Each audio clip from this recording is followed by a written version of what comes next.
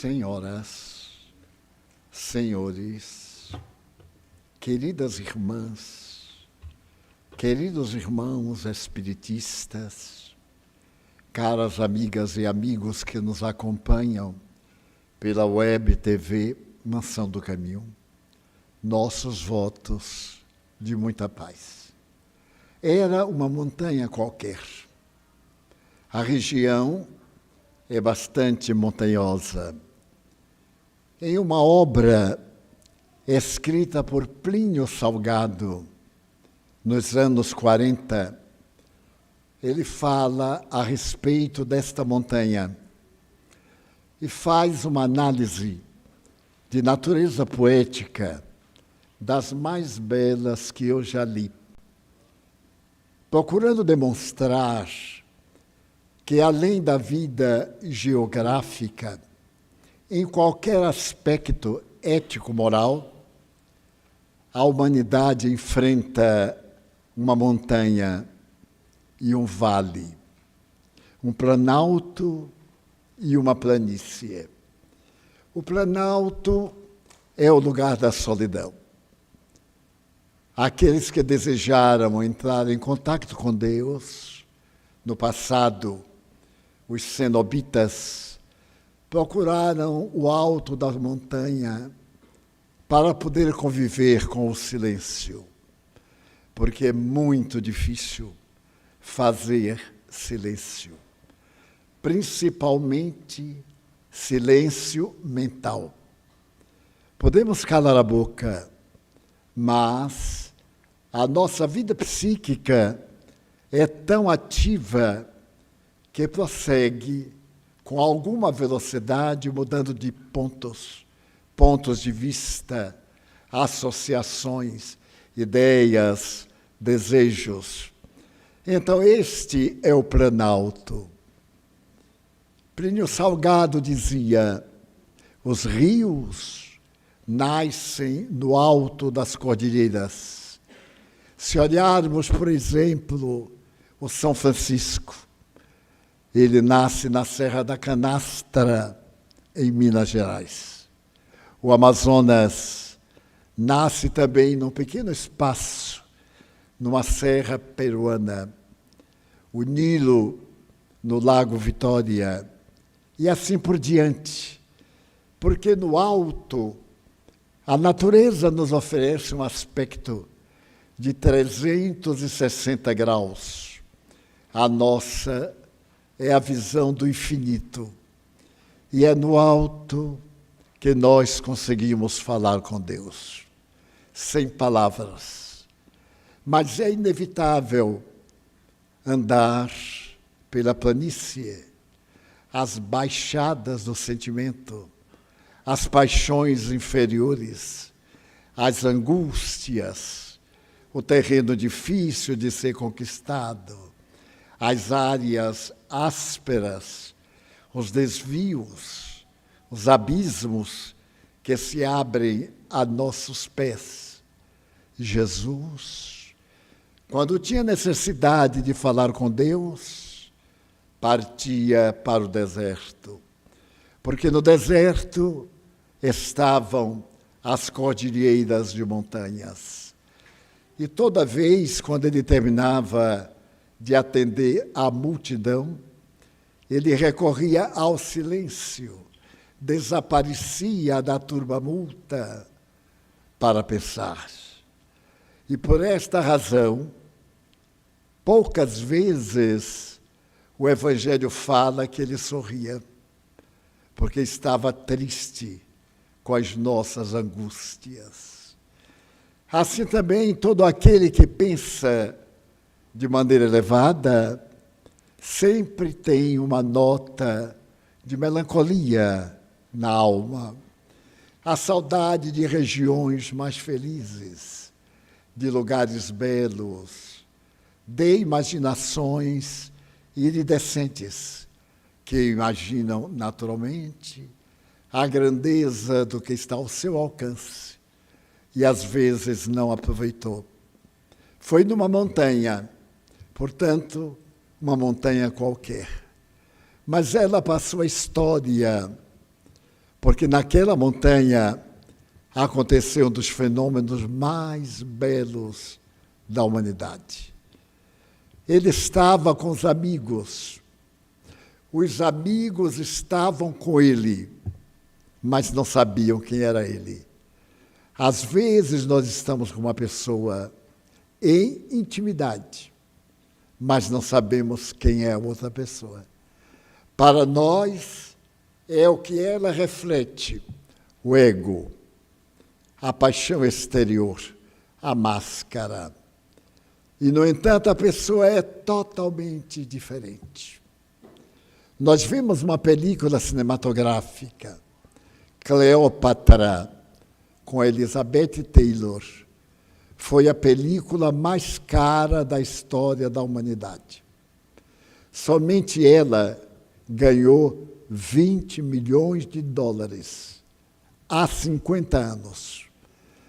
A película destruiu a empresa que foi a 24. E ela estava no esplendor. As filmagens não puderam ser no Egito, porque ela era judia pelo casamento. Então tiveram que criar espaços em outros países. E o filme custou o dobro do imaginado. Estava no alto da glória. E nós a vemos com uma beleza ímpar. Mas ela estava nos piores dias da sua vida. Estava divorciando-se do astro central, que lhe deu um diamante de 5 milhões de dólares na época. E passava por vários tormentos. Mas quem a visse ali na tela não podia imaginar. Assim é Jesus. Os companheiros sabiam que ele veio em nome de Deus instaurar na terra um reino de paz. Mas que reino é esse? Como é que ele vinha instaurar a paz? Quais eram os recursos?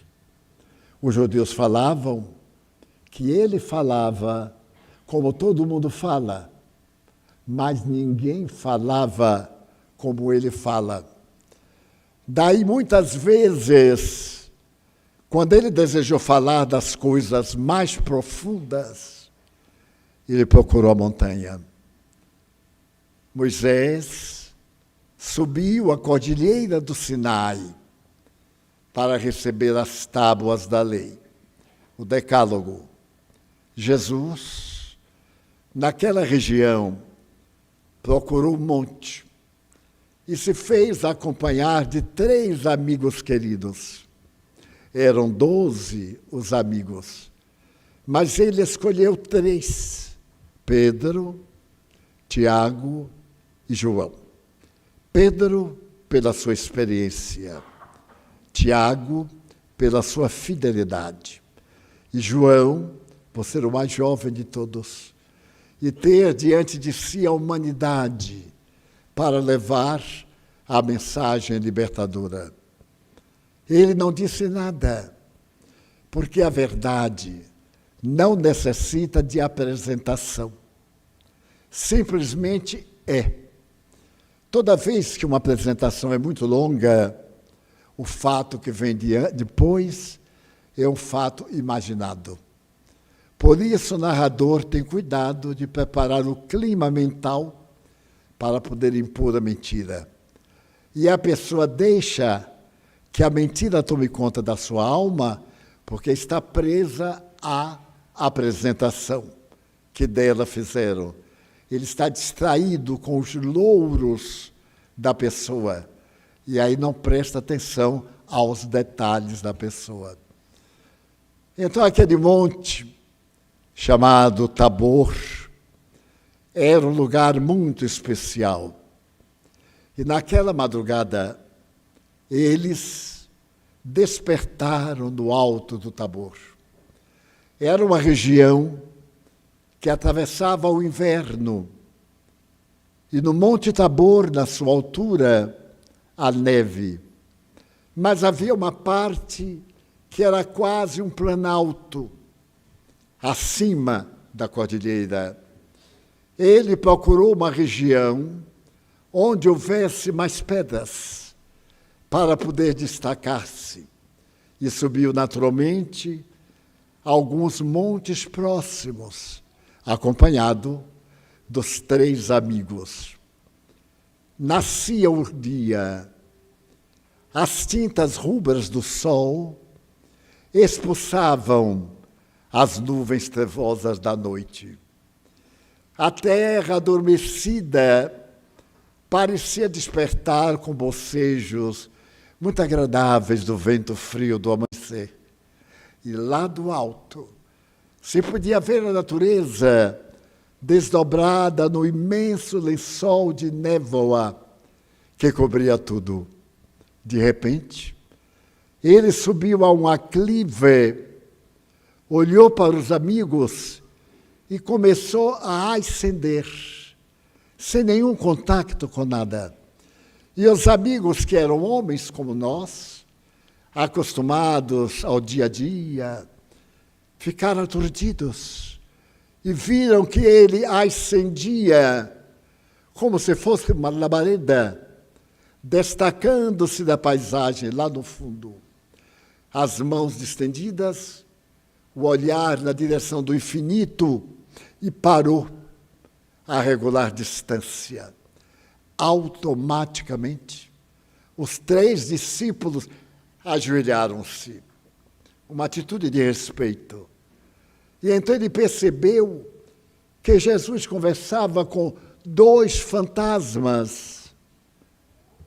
Moisés, o pai das leis hebraicas, e Elias, o profeta que se reencarnou como João Batista. Havia um diálogo entre eles. Moviam-se os lábios. Jesus estava estático. E os 2, nimbados por uma claridade especial, parecia que prestavam contas. E depois desse momento de esplendor, a natureza recobrou as suas cores. O cantar do próprio amanhecer seguiu com o sol.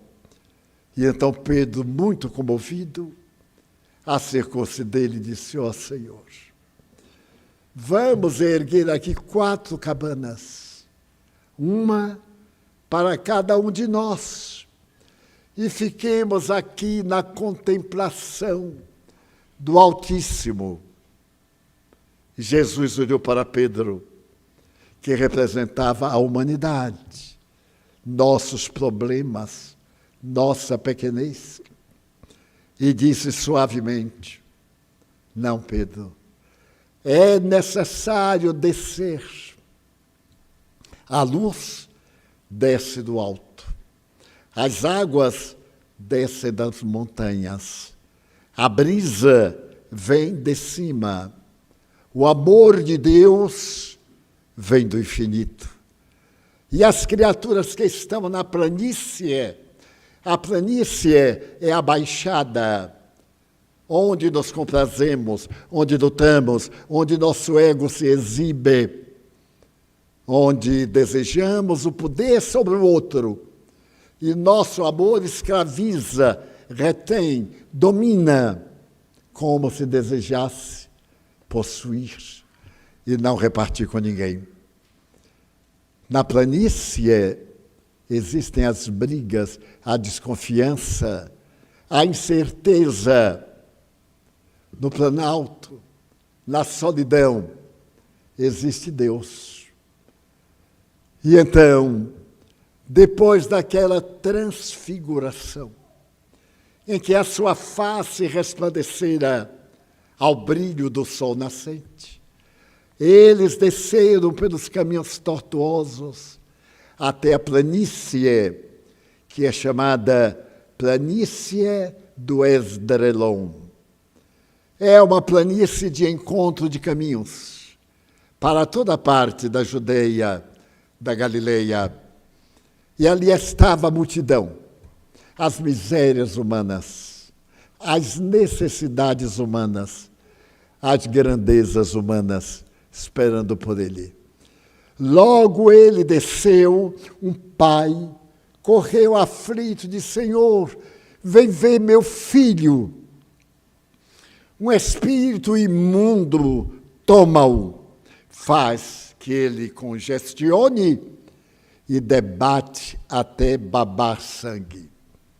Definição perfeita para uma crise de epilepsia. Jesus vai.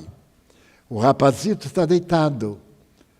Ele acabou de ter uma das várias crises epileptiformes que vinha tendo. Muito pálido. A espuma no canto da boca. Os olhos injetados. Então Jesus olhou demoradamente para ele e, para a surpresa geral, falou para o abstrato: espírito imundo, sai dele. O jovem teve algo de estranho. Seu corpo entrou em convulsão. A cabeça agitou-se. E depois ele teve uma síncope. Quando abriu os olhos, amolentado, Jesus pegou e entregou ao seu pai. Estava curado. O pai perguntou: mas, Senhor, leva teu filho para casa. E é a planície. Tudo o que se passa na planície é comentado. E é comentado de qualquer forma. Porque quem está na planície é sempre descuidado. Quem está na montanha tem muito cuidado com a altura, com os impedimentos, com os abismos. E logo correu a notícia de que aquela doença do rapaz não era uma doença, era uma possessão espiritual. Se tratava de um espírito imundo que tomou conta dele e que Jesus expulsou. Os apóstolos, os 9, ficaram meio enciumados e chegaram a Jesus e o censuraram. Por que tu conseguiste e nós não? Porque eles gritaram: sai, entra, volta.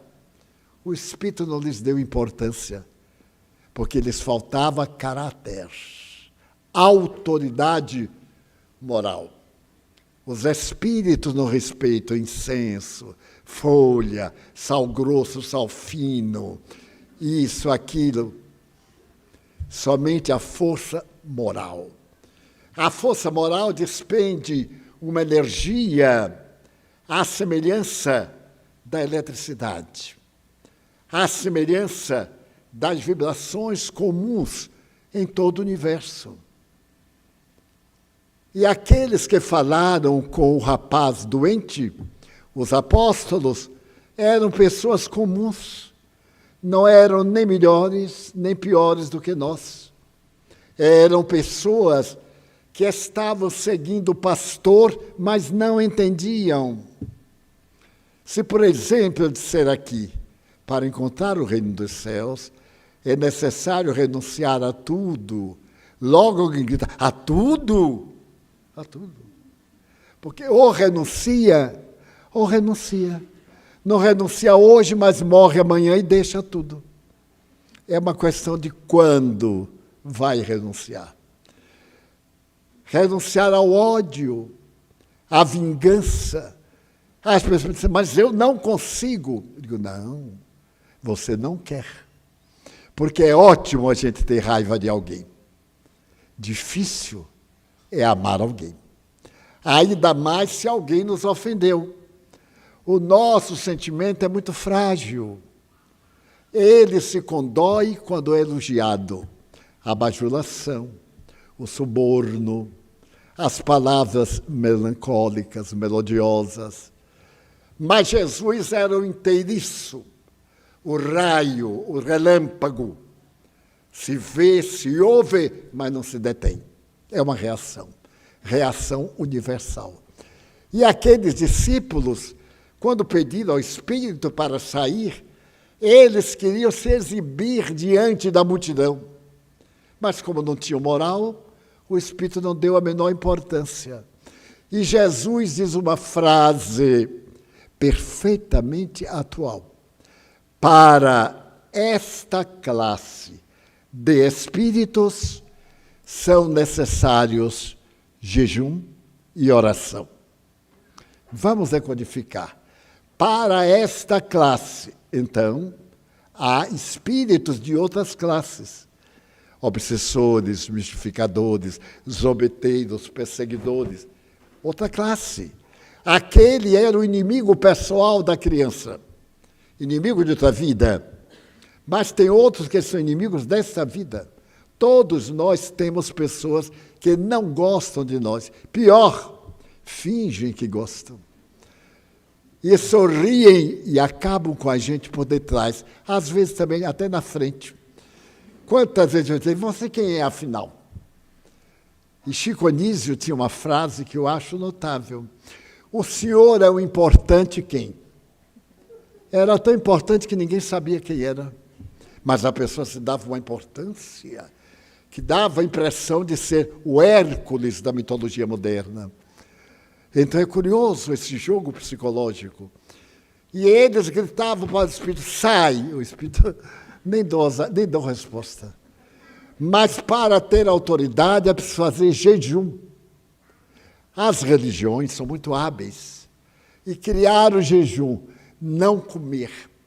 Principalmente dia de sexta-feira. A pessoa não come, mas o caráter continua o mesmo. Tem uma vantagem, se continuar 10 anos, emagrece. Mas é o jejum. Eu estou em jejum. Eu passo mais de 10 dias por mês em jejum natural. Pela manhã eu não tenho apetite nenhum. E não é por isso que eu fico melhor, nem pior. Fico exatamente como me deitei à noite. Então, que jejum é?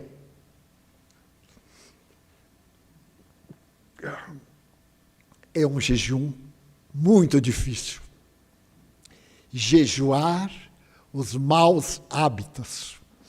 Falar mal, censurar, apedrejar o caráter, xingar, dizer esta frase que eu acho também incrível. Eu não me vingo, não, mas Deus vai cobrar. Olha que covardia. A pessoa fala de mim e Deus cobra. A maior força do universo. Não pode haver nada mais perverso. Eu não me incomodo, mas Deus vai ver. Deus vai ver para nós dois também. Porque Ele nos olha, é nosso Pai. Então é esse jejum moral. Chegaram os espíritos e afasta-te. Em nome de Deus, afasta-te. Eu já vi muita coisa. Eu já vi, por exemplo, um indivíduo muito bem vestido na televisão chegar para uma pessoa obsidiada de mesmo, não aquelas que pagam para ficar curadas de uma doença que não tem. E o pastor chegou e disse assim, em nome do meu Deus, quer dizer que Deus é só dele, o resto. Em nome do meu Deus, afasta-te. O Espírito disse, não me afasto.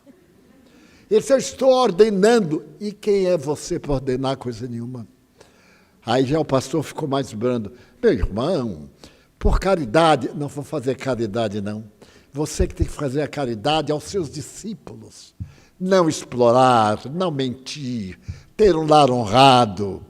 Se você não está satisfeito com a esposa, separe, mas não traia e tal. Tudo que a gente já sabia também, né? O Espírito também sabia, coitado. E aí aproveitou e deu aquele banho de jejum no pastor. Aí o pastor virou para nós e disse, ele não obedece. Eu digo, não obedece a nós.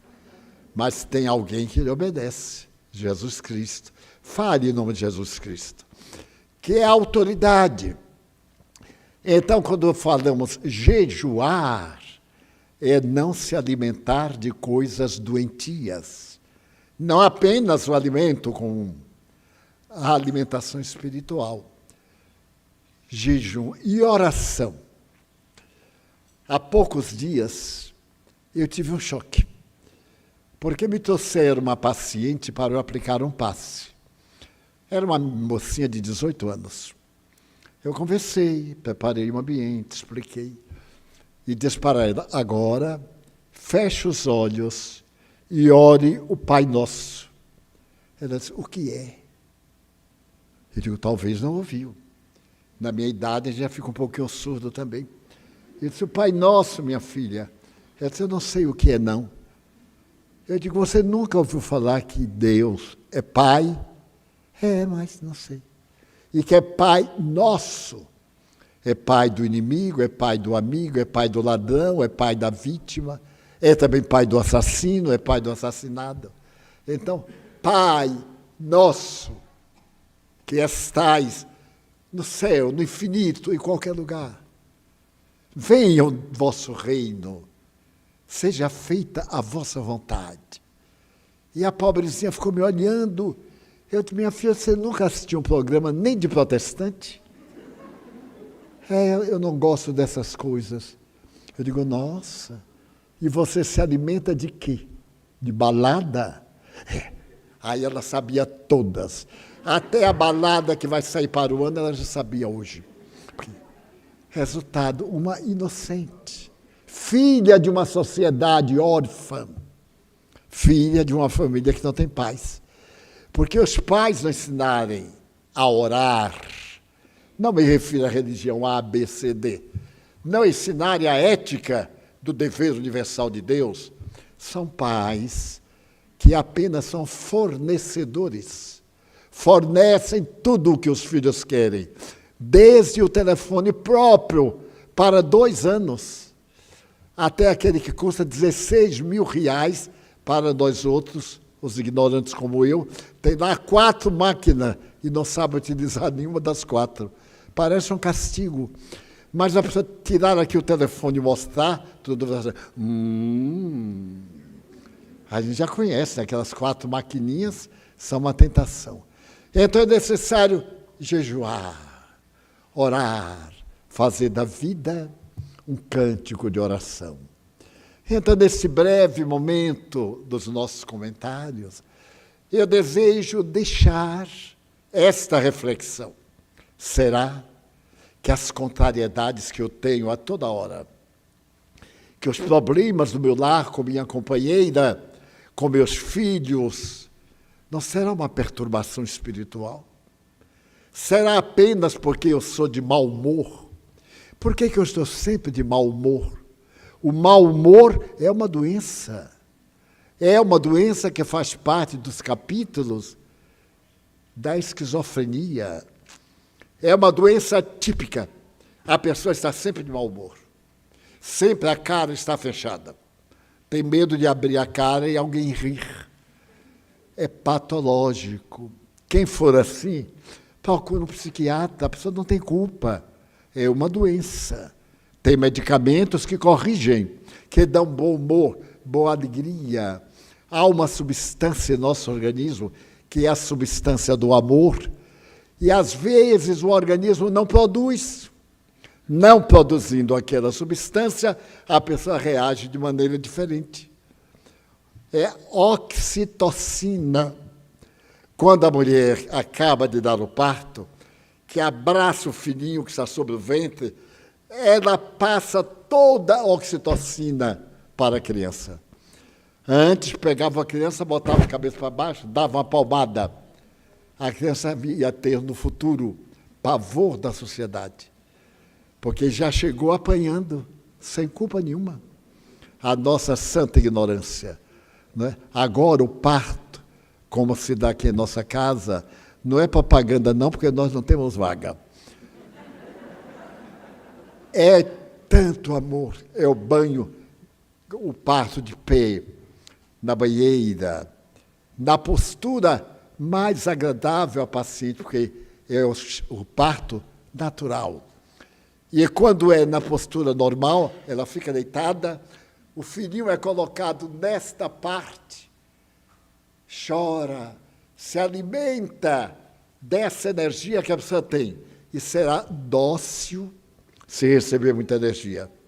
Será violento de acordo com a energia que recebe da mãe. Oxitocina é um fenômeno orgânico. Mas como nós já estamos velhotes, já não dá mais para deitar no colo de mãe, a gente ora ao colo divino, pede a Deus, pede a Maria Santíssima, que nos dê oxitocina, para podermos orar e vigiar. Vamos agora às perguntas. Então, vamos agora dar início à segunda parte, nós conversando sobre o Espiritismo, perguntas e respostas que podem ser de forma híbrida. Aqui do público presente, só temos 3 hoje aqui, da economia. E algumas perguntas que nos chegam pelo YouTube, que nós vamos ler aqui também. Então, a nossa primeira pergunta presencial para a doutora Ruth. Podemos dizer que para tornar-se um verdadeiro espírita é buscar transformar-se moralmente, esforçando-se em conter as suas más tendências? Com certeza. Tornar-se espírita é um maravilhoso desafio diário. Hoje, melhores do que ontem e amanhã melhores do que hoje. Isso exige uma consciência muito grande, que eu entendo que começa com a própria definição do Espiritismo, dada por Allan Kardec, no prefácio do livro O que é o Espiritismo, último parágrafo, quando ele diz assim: é a ciência que trata da natureza, origem, destino dos espíritos e suas relações com o mundo corporal. A natureza do espírito é moral, porque a natureza moral significa que é divina, a nossa origem é divina. Então, hoje, melhores do que ontem, para isso, nós precisamos de fazer uma autoavaliação, de termos consciência de nós mesmos e evitarmos os mecanismos de defesa do ego, como racionalização, projeção no outro, negação da realidade, etc. Então, é uma viagem maravilhosa, desafiadora, no caminho da evolução. Obrigado, doutora. Divaldo, uma pergunta de Nancy. É possível ser feliz sem abraçar uma religião? Sim. A religião é uma pedagogia. Não é o fato de se ter uma religião que se tem a salvação. A religião é apenas um método que ensina a pessoa a como evitar problemas, solucionar dificuldades, proceder bem. Chegará um dia que nós não necessitaremos de religião nenhuma. Basta que nos amemos todos uns aos outros, fazendo ao nosso próximo o que nós gostaríamos que o próximo fizesse para nós. A verdadeira religião é o amor. No entanto, para poder explicar e viver o amor, é necessário muita filosofia de vida. A gente estudar muito comportamento, porque nós temos uma herança animal, que são os nossos instintos. O instinto de conservação da vida. Então, nós estamos sempre armados para qualquer perigo que ameace a existência. E daí parte para os outros instintos, o instinto motor, o instinto de salvação pessoal, o instinto de maternidade, o instinto de cuidado pessoal, até transformar em emoções, ter emoções nobres, transformar angústias em alegrias, transformar tristezas em esperanças. Essa transformação é a religião, é o meio que nos leva para o encontro com Deus. Doutora Ruth, a senhora poderia, por favor, esclarecer sobre a reencarnação compulsória? é uma necessidade do espírito que muitas vezes nós queremos postergar na evolução. E é preciso que a gente mergulhe aqui na carne e tem algo importantíssimo.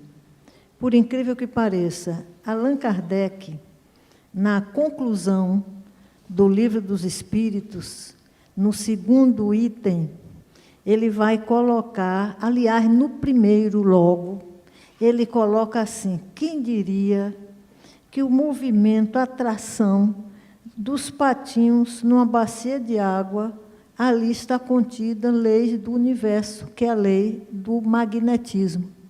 Então, nós criamos um campo magnético de necessidade, nós baixamos o padrão vibratório, e quando baixamos o padrão vibratório, por atração, vamos dar graças a Deus, nós vamos atrair aqueles pais e vamos reencarnar, queiramos ou não, em realidade é um favor divino, porque é necessária a reencarnação, o nascer de novo, para que nós possamos evoluir.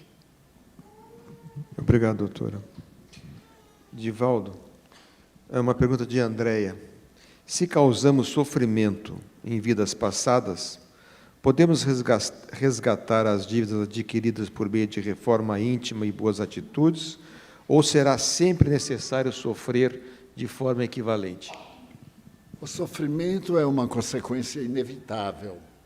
Se eu atiro uma pedra em um outro objeto maleável, inevitavelmente arrebento ou deixo uma moça.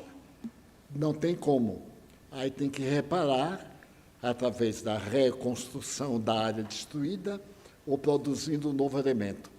Se eu fiz algo negativo, vamos dizer, uma calúnia, e desta calúnia a pessoa suicidou, a minha responsabilidade é de que eu fui quem matou a vítima.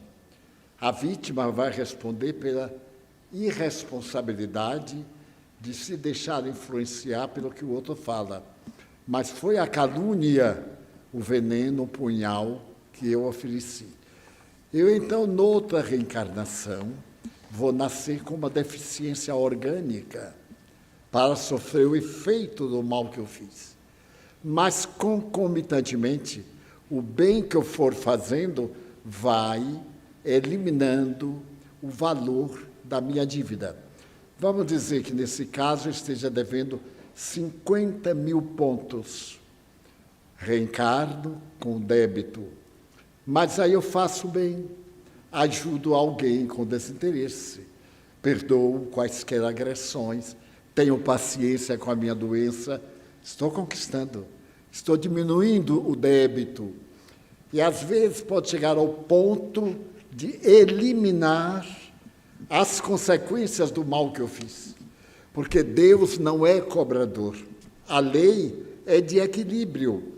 Eu chego na casa de alguém e quebro uma cadeira, por dever, eu tenho que recompor. Não é castigo isso.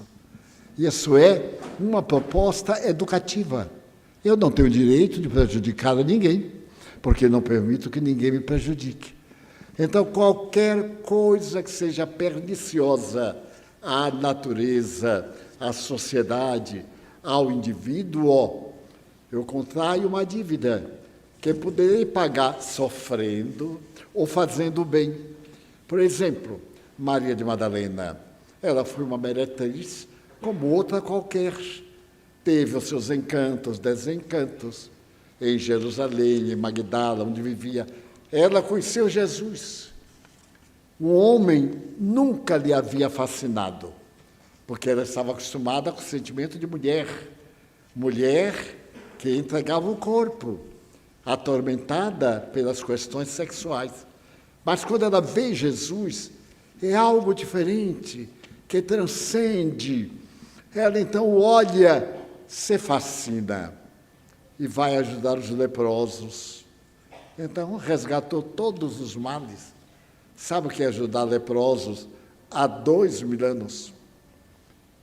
Cuja medicina era botar uma pomada e um pedaço de pano velho em cima.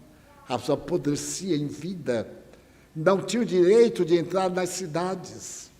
Ficavam nas grutas, nos arrabaldes, e tinha que bater um objeto, uma matraca, para saber que vinha um leproso. Então, Maria de Magdala, ela renasce na condição de uma das maiores místicas da humanidade, que é Teresa de Ávila, Santa Teresa de Ávila, de Espanha, a mulher que reformou o Carmelo, porque os conventos na Idade Média eram mais um lugar de diversão do que de punição. As ricas levavam seus empregados, seus escravos, tinha a sala de namoro, a sala do prazer oculto, e vivia fora do mundo. Teresa vai e começa a fazer exigências. Primeiro, quem está ali não recebe visita. Optou entre uma vida de solidão e uma vida social. É uma questão optativa. A pessoa quis, então tem que cumprir. E reformou as chamadas carmelitas descalço. E assim por diante. Mas quem era Teresa? Esse espírito de vigor. Eu gosto muito de Teresa e já li alguns livros dela, principalmente o que ela escreveu, Minha Vida. É uma autobiografia. E ela conta que, certa feita, ela viajava para os conventos para corrigir e não tinha medo de ninguém. Ela era amparada por São João da Cruz, a maior personalidade cristã do século. E certo dia ela devia atravessar da cidade de Ávila, passando o rio para outra cidade. E a ponte era uma ponte pêncil de corda, ficava balançando a tempestade. E ela entrou na ponte, a tempestade rugiu, balançou, e ela foi e atravessou. Quando chegou do outro lado, ela mesmo contando, eu acho lindo, ela se ajoelhou e disse assim, é assim que você trata aqueles que lhe amam? É por isso que bem poucos lhe amam. Ela reclamando com Deus, porque ela amava, então tinha que ser bem tratada, mas ela estava sendo muito bem tratada, estava resgatando os maus atos do passado. Então, a dor não é uma pena, de forma nenhuma. Eu tive asma até os 15 anos. E quem tem asma sabe quanto é delicioso. Até hoje eu tenho miasmas da asma, graças a Deus. Eu tenho sempre secreção. Eu já estive mais de 30 especialistas no Brasil ou no exterior. E até hoje estou aguentando. Mas toda vez que eu espirro, que eu tenho dificuldade, eu digo, epa, graças a Deus. Foi melhor aqui do que no barracão, né? Na farra, porque eram débitos. Eu sou um ex-suicida. Me suicidei nas águas de um rio. Então eu vivo afogado nas águas de um rio. Até os 15 anos era uma barbaridade. Eu vou contar só esse pedacinho que é muito engraçado. No interior existem aquelas práticas rotineiras, né? De dar isso, dar tijolo raspado. E disseram à minha mãe que se ela fizesse um chá de asa de urubu, eu ficaria bom, mas eu não podia saber. Minha pobre mãe combinou com meu irmão, que era um terror, ele foi ao matadouro e abaixo de pedradas caíram não sei quantas asas de urubu. Ele levou, e mãe limpou tudo direitinho, fez o chá, mas não me disse o que era. O chá ficou assim meio marrom, aquela corzinha bonitinha. Aí a mãe disse, tome de um gole e não respire. Eu digo, o gosto deve ser uma tragédia. Eu prendi a respiração e a asma continuou. Então minha mãe era muito engraçada. Ela disse, quando acabar a gente não conta. Pois você tomou até chá de urubu e não ficou bom da asma. Sabe como eu fiquei bom da asma? Aplicando passos nos outros.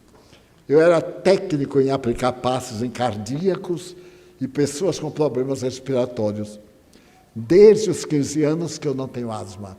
Tenho umas sequelas, o organismo veio preparado. Mas às vezes estou com muita alergia, muita. De volta espirrando, é tão elegante, não é? É ácaro. Muita gente nem sabe o que é, que nem eu. É ácaro. Olha, a gente tem uma doença de ácaro. E uma amiga minha estava em Nova York agora. Eu perguntei como vai, ela disse, Edivaldo, os ácaros de Nova York. Eu disse, o que será? São os bichinhos que ficam nos tapetes, das cortinas velhas, na poeira. Eu digo, então o que eu tenho é ácaro. Mas ter ácaro no pau da lima é uma coisa muito chique. Porque aqui é porco mesmo, é jumento, ácaro. Então, como Deus é bom, quando a gente estiver sofrendo, dizer assim, que bom, muito obrigado. Estou resgatando. E não se preocupar. Doutora, a última pergunta, sim, um pouquinho longa, mas eu vou fazer. Vê-se o amor e dedicação extrema de algumas mães de filhos deficientes que não veem obstáculos para lutar por uma melhoria quase insignificante. Mães com tão poucos recursos, muito pobres mesmo, por que aceitam tamanha aprovação? Isso foi previamente acertado? Por que se vê mais essa condição em população pobre e não se vê tanto em famílias abastadas? Nós entendemos que essas mães são missionárias. E os espíritos superiores sabem que muitas vezes, nas classes mais abastadas, ficariam difíceis várias dedicações. Nas classes abastadas há uma solidão muito grande, e eu chamo a atenção disso neste momento. Abro até um parêntese. Cada quarto de filho tem uma televisão, um computador. Uma vez, uma pessoa me procurou profissionalmente, disse, eu quero ver se a senhora me ajuda a resolver um problema com minhas filhas, elas estão inimigas e brigando via internet. Cada uma brigava, mandava desaforo pelo computador. E eu quero dizer, neste momento, eu quero fazer um apelo também. A importância da família, a importância da paternidade, da maternidade, porque todos os políticos do mundo tiveram mães e pais. Que pais e que mães, a verdade é essa. E voltando a essa pergunta maravilhosa, os espíritos bondosos sabem que aquele ser precisa do acolhimento, do amor, da aceitação plena e vai encontrar essas oportunidades justamente nas pessoas mais pobres, porém muito ricas de amor, de aceitação, de dedicação. Eu tenho visto muito isso, né? Muito isso. Muito obrigado, doutor. Divaldo, como é que é feita a comunicação de um espírito que fala uma língua diferente do médium? Essa é uma faculdade muito especial, chamada glossolalia. Lalia, língua, glosso, uma língua estranha. São muito raros os médiuns. Quando ele escreve, também, que é muito comum, escrever em línguas que não são do seu conhecimento. Mas, para tanto, em outras reencarnações, ele viveu naqueles países e ficou a matriz dos idiomas no perispírito.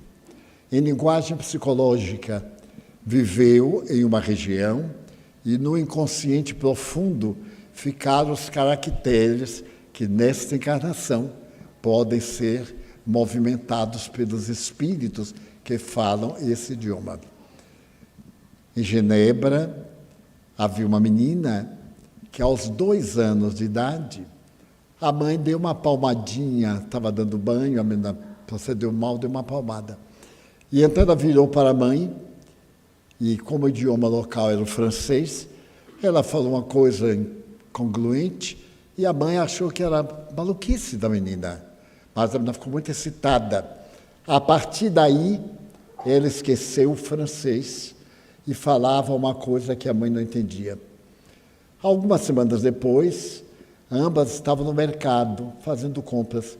E a menina falando aquilo insistentemente e a mãe não dava importância. É coisa de criança, diz a gente. Parou um homem e começou a conversar com a menina. A mãe perguntou, mas o senhor está entendendo? Ele disse, sim, senhora. E estou admirado como é que essa menina, com 2 anos, fala chinês. A mãe disse, como que o senhor sabe o que é chinês? Ele disse, sou chinês. E estou admirado que ela fala o chinês antigo. A partir daí ela voltou a falar chinês e francês. E até a morte ela falou 12 idiomas. 8 línguas vivas, 2 mortas e 2 extintas. Foi algo extraordinário. Tem vários livros sobre a vida dela, mas é muito raro. Hoje, graças à facilidade tecnológica, encontramos alguns médiuns que têm a possibilidade da xenoglossia. Xeno, variadas, glossia, língua. Então, falam, por exemplo, nós aqui falamos espanhol, francês, inglês, grego, talvez alemão. É provável. Mas a glossolalia, falar longamente, é uma mediunidade muito especial. Mas falam-se. Eu já tenho ouvido. Certa feita eu estava em Londres e, muito curiosamente, uma médium de materialização, diante do auditório, porque foi no hotel, ela se transformou, o rosto, e começou a falar alto. Então levantou-se um homem no auditório e disse, é meu pai, ele está falando grego. Quer dizer, todos nós ficamos aturdidos, porque o rosto da mulher era masculino, tinha bigode. Na vista da gente ela transformou. Era uma materialização até a linguagem de xenoglossia através do médium. Doutora Ruth, a ansiedade tem relação com a obsessão? Pode ter, sim. Nós estamos cercados por uma multidão de testemunhas. É bom a gente se dar conta disso. Inclusive, com relação à pandemia. Muitas pessoas disseram, puxa, como é difícil ficar só. Ninguém ficou só. Agora, a companhia depende das nossas ideias, das nossas sintonias. E a ansiedade é um problema que vai se tornando também orgânico, mas pode ter um processo obsessivo no meio, sugestivo, e como esta ansiedade é alimentada. Nós devemos ter cuidado com o noticiário. Hoje em dia, o noticiário é um meio de ansiedade, porque nós vimos tanta coisa difícil e nos alimentamos disso sem saber, sem ter soluções. Hoje mesmo eu sugeri a uma pessoa, uma filha jovem, por telefone, estava num processo ansiolítico muito sério. E a televisão estava na altura, a pessoa me telefonou. Eu disse, olha, num determinado noticiário, é bom essa moça, vocês façam o seguinte, o Evangelho no Lar precisa também da medicação para sair da situação, se for necessário um processo psicoterápico, mas diminua o noticiário, vocês não vão resolver. E a mãe me disse assim, mas ela vai para o quarto na hora da notícia. E as ondas? Começamos a meditar, a raciocinar. Olha, ela pode ir para o quarto, mas o que é que o aparelho de televisão faz? Ele capta ondas. Ela está recebendo as vibrações e as companhias aí que vocês estão tendo em casa. Então, eu sugeri a mocinha tomar consciência da respiração. E eu ainda insisto na questão do noticiário de fakes, dessas mensagens que a gente pensa que está se comunicando e não estamos. Pelo seguinte, as mensagens via WhatsApp, essas mensagens muito curtas, alguns pequenos vídeos, etc., geralmente são de notícias desagradáveis, notícias ruins. Por quê? As mídias precisam alimentar os meios, né? E o que é que acontece? Acontece que as boas notícias são mais demoradas. Por exemplo, notícias sobre educação. A educação está sendo gerida, está sendo estudada, está sendo aprimorada, não é algo aparentemente instantâneo. Então, nós ficamos sem raciocinar e, ao mesmo tempo, aceitamos fakes. A gente não pensa. Como não pensamos, eu quero aqui insistir numa coisa, nas imagens que a gente via Instagram. Eu recebi 2 fotos de 2 jovens lindíssimos, sorrindo, ambos suicidaram-se. A família não desconfiava do sofrimento, porque há uma solidão, não só a 2, mas uma solidão no grupo familiar. Eu vou me estender um pouquinho só. Uma vez nós saímos de uma reunião na Federação Espírita do Estado da Bahia, já era uma certa hora, fomos almoçar num dos shoppings. Chegam 4 pessoas, né? Um casal, aliás 5, os 2 filhos e uma senhora. Os filhos com tablets, os pais com celular, e durante o almoço, eles simplesmente estavam focados nos aparelhos. E a senhora ficou com a cara de paisagem. Eu, então, da outra mesa, dei um adeuzinho para ela. Ela sorriu, nós sorrimos e ficamos num diálogo de mímica. A solidão em família. Existem momentos que é preciso que se tenha renúncia, vamos chamar de renúncia, a determinados encontros. É preciso que haja encontros na família. E durante as refeições, nem que seja uma vez por dia ou uma vez por semana, que as pessoas se encontrem, conversem. E os pais saibam, neste momento, eu chamo a atenção disso, os pais precisam saber o que os filhos estão recebendo nos celulares, nos tablets, nos computadores. Muitos estão sendo levados à droga, ao uso do sexo. É como um pai disse, minha filha quase morreu de aborto, eu nem sabia que ela estava grávida. Não se pode, é preciso que nos lares haja a união de família, haja um encontro entre as pessoas, um saber o que é que o outro está pensando, e os pais têm a obrigação de fiscalizarem, avaliar o que é que os filhos estão recebendo como mensagens. Tem que haver um controle, uma supervisão dos pais. Não pode deixar o Deus dará, porque vêm as pessoas com outras índoles e manipulam através de algo tão atraente que são as redes sociais, que podem ser usadas para o bem, para mensagens poderosas que levantam as pessoas. Isso que eu quero dizer. Divaldo, o desabrochar da mediunidade pode causar dores físicas? Sem dúvida.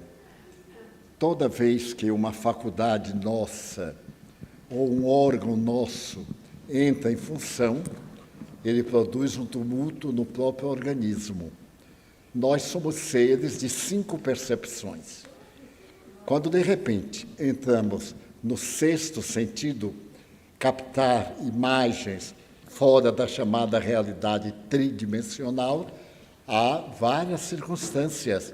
O organismo reage, vários distúrbios orgânicos se dão, porque a máquina começa a funcionar de maneira diferente ao habitual.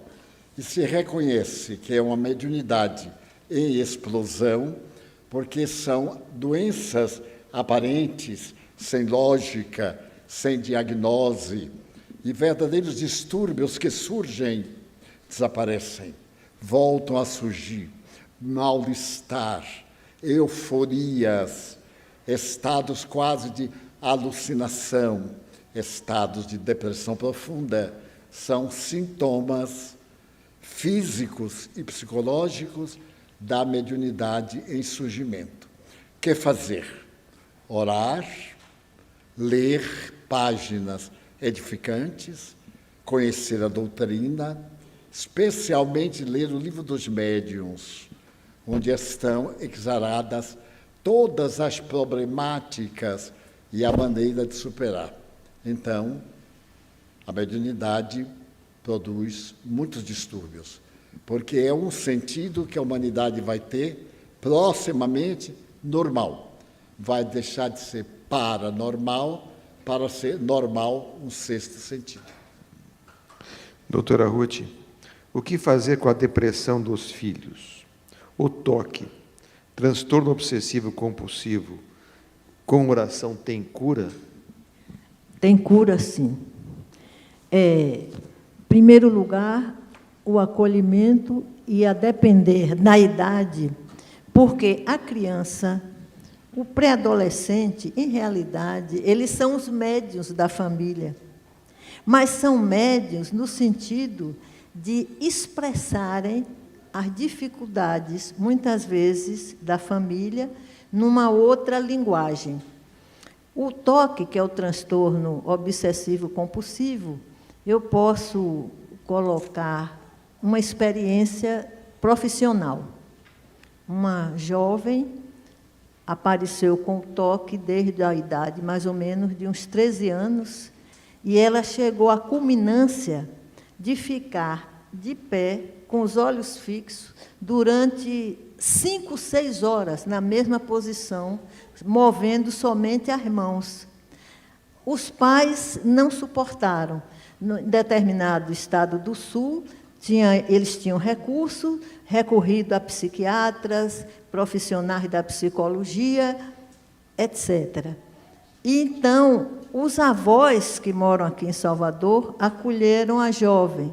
E os avós iam levar para as sessões psicoterápicas, e o avô, principalmente, ficava muito preocupado, porque ela não se alimentava, muitas vezes comia somente 2 beijos por dia, não é? E naquela posição, emagrecendo.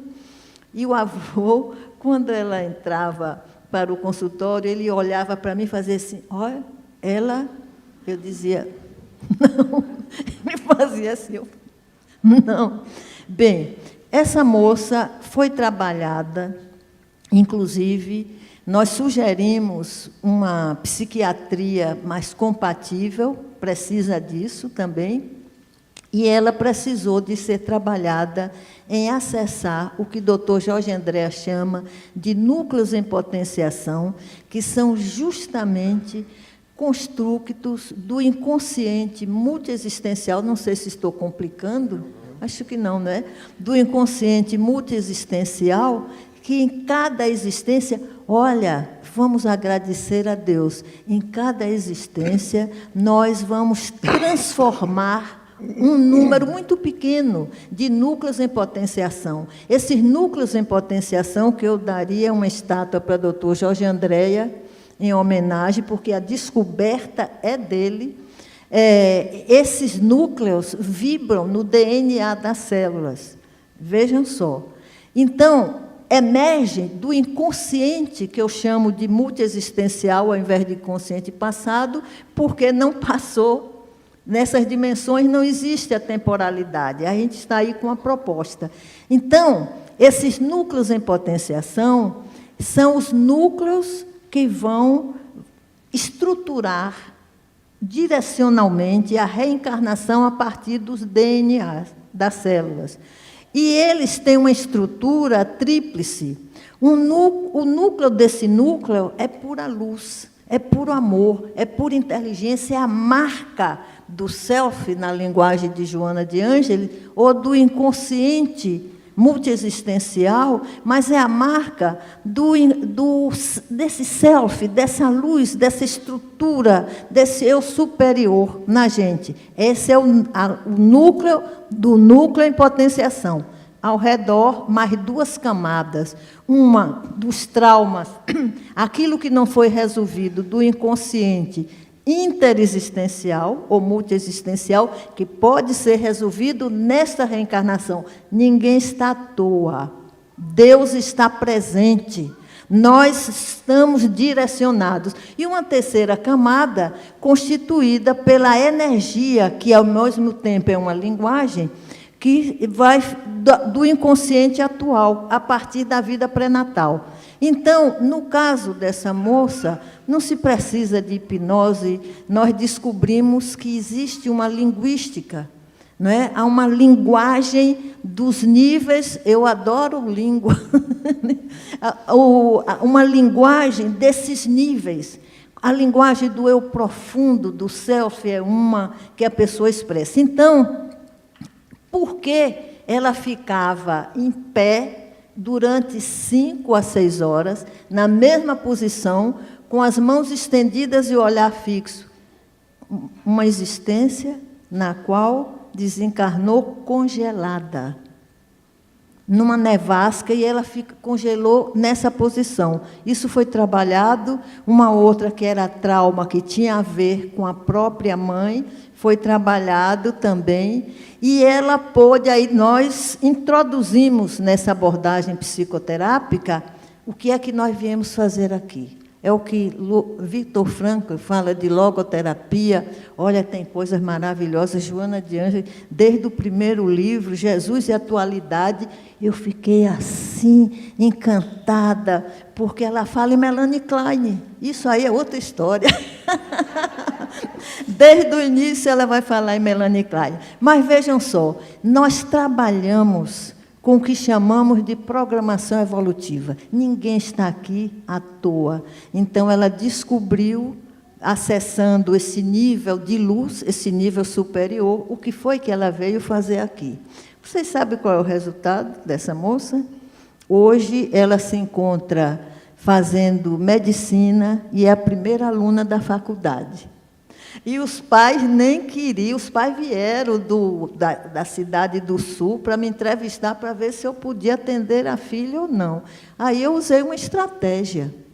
Eu falei na linguagem científica da psicologia, eles não entenderam nada, ficaram encantados. E aceitaram que eu atendesse a filha. Foi uma estratégia de baiano, né? É o jeito.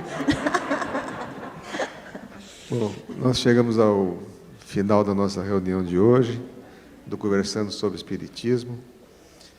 Agradecemos a Isiane, que foi a nossa tradutora de Libras, a equipe da Mansão do Caminho, Júnior, o Sérgio, no estúdio, a Divaldo Franco, naturalmente a nossa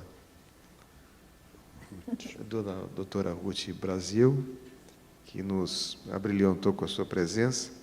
E agora, para a conclusão dos nossos trabalhos, nós iremos fazer a aplicação dos passes coletivos.